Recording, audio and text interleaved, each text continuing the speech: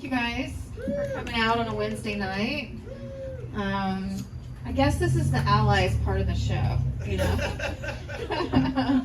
Because much to Amanda's chagrin, I am still straight. All my girlfriends have tried to get me to become a late in life lesbian.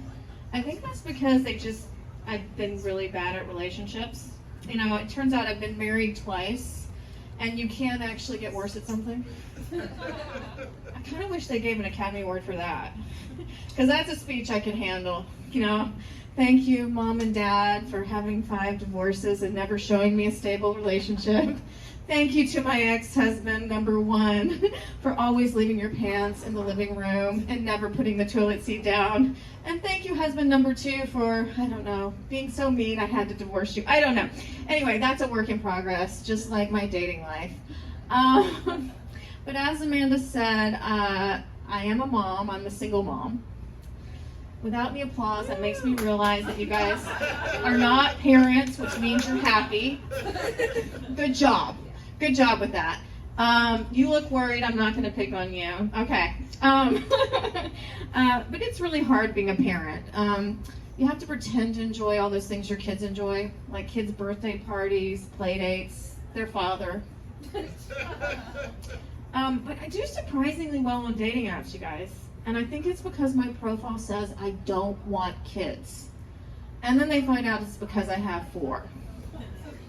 That's right, 4. I know it sounds like a lot, and it is, but I love being a mom. And you know what they say about having kids? It's a lot like making pancakes. First one's kind of fucked up. Probably should have thrown it away. Oh, I think there are a bunch of first pancakes out there. I see you. Me too.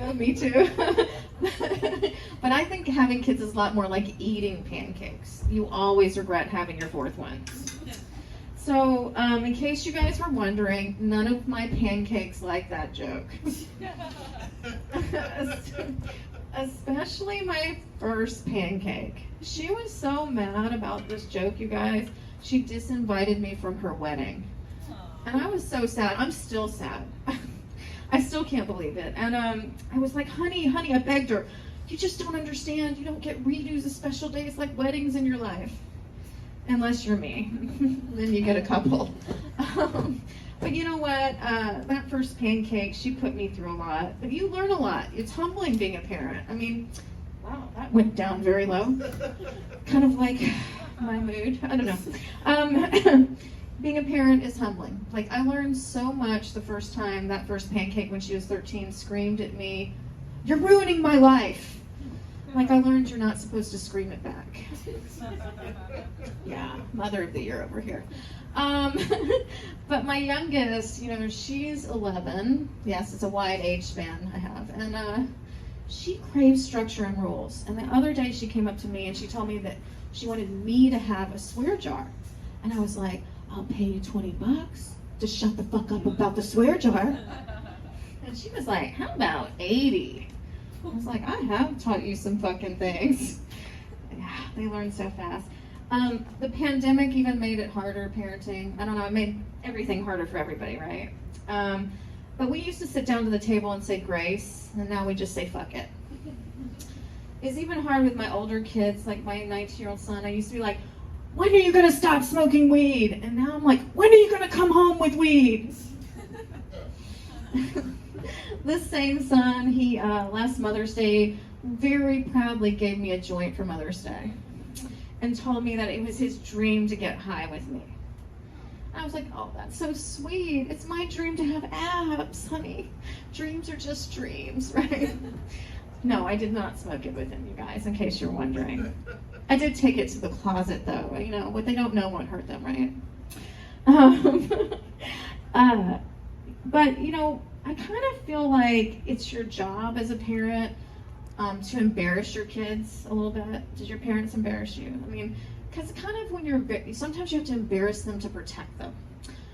So when my sons were at that age where I knew they were watching porn, and in case you're wondering, that's when they suddenly love showering, right? And there are no tissues in your house. He's nodding his head. He knows what I'm talking about.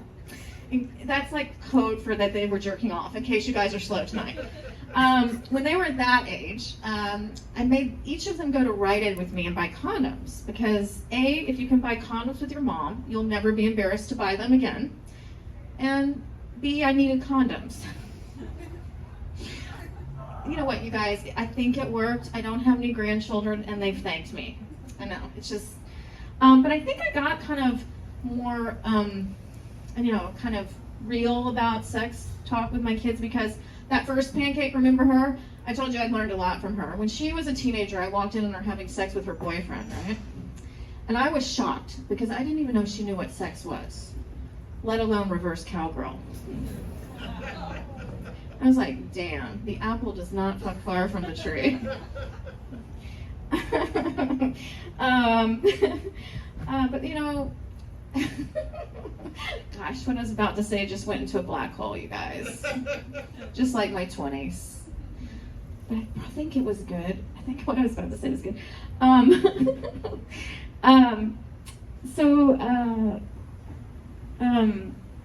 a little bit new agey. Anybody will admit to that? I think if you've lived in Southern California long enough, right? But I'm also practical.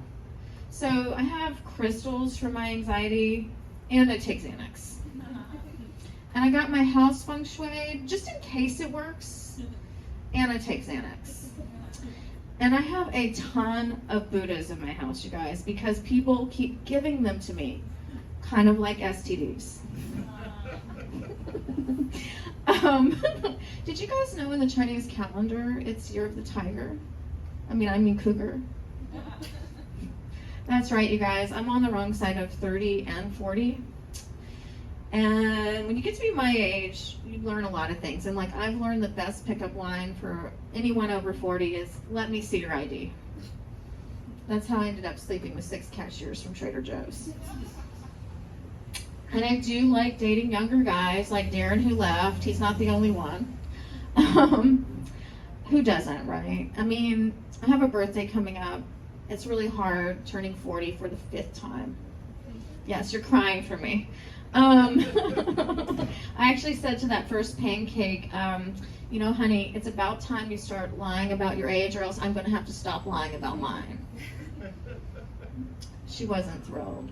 And all of the kids, they told me, you know, that I couldn't, it was fine if I dated, but I couldn't date anybody close to their age. And it's kind of a problem because they keep getting older and the guys keep getting younger.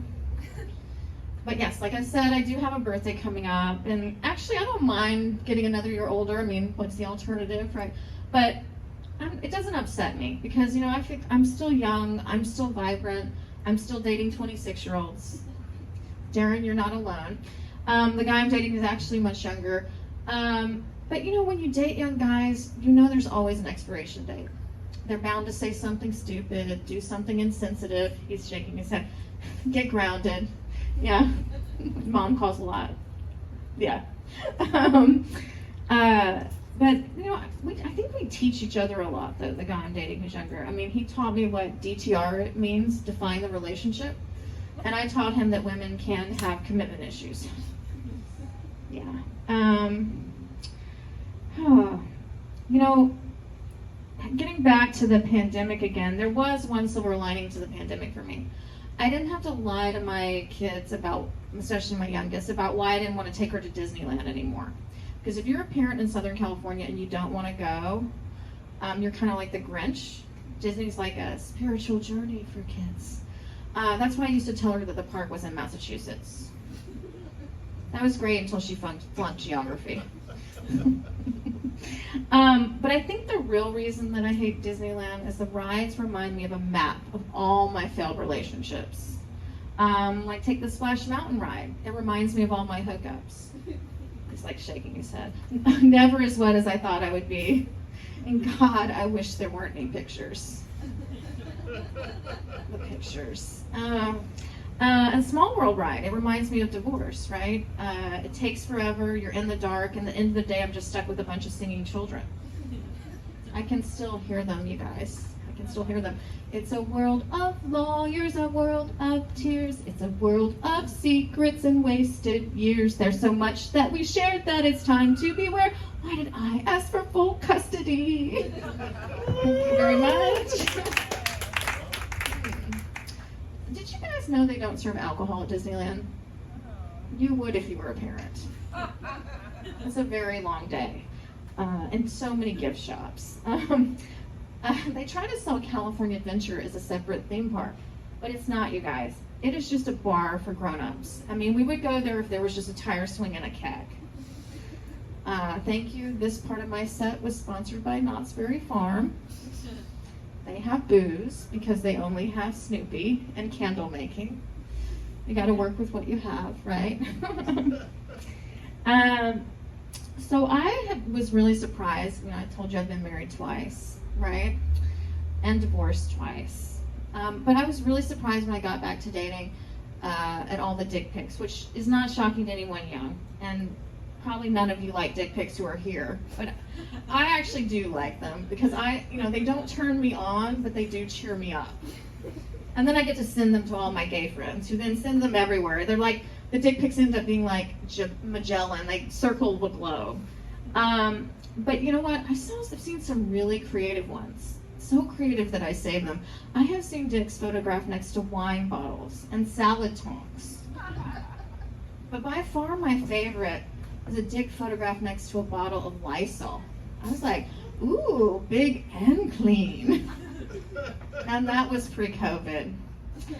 Amanda and I did a show last night in a bar, which I would call a hell room, where everyone was playing pool and it was so loud that no one could hear us.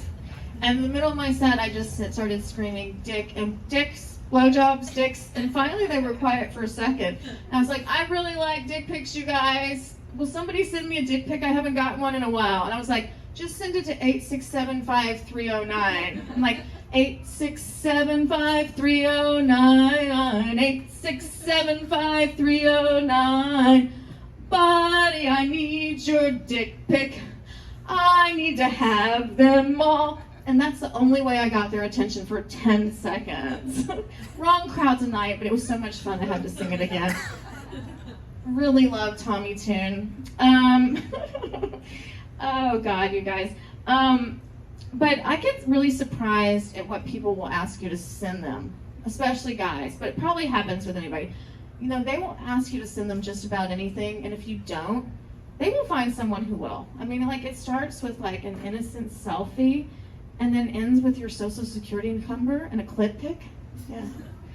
I just wish I wouldn't do that. Haven't I learned enough already? Oh, pictures are so dangerous, you guys. Oh gosh, where is I going? It's one of those nights. Oh, it's probably because I'm getting to that age where, I've been having some health things go on. I feel like my genetics and my age are like meeting in a head-on collision, and they're not going to be any survivors. Like, my body's like a car that needs all the parts recalled. But there's a good part about this. Like, now I can officially really blame my mom for everything. I knew my emotional pain was her fault, but now I can blame her for the physical pain too. I think my next Mother's Day card is just going to say, thanks for the genetics, bitch. But you know what? Actually, being in pain has made me have a lot more empathy for her,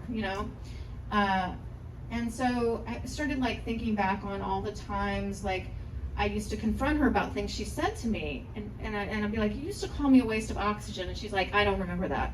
And I was like, you must be gaslighting me. How could you not remember that? And now, like, when my kids confront me about things like that, I'm like, what's your name again? Yeah. But you know what I think is really good is they're at the age where they're starting to see me as like a whole human being, flaws and all.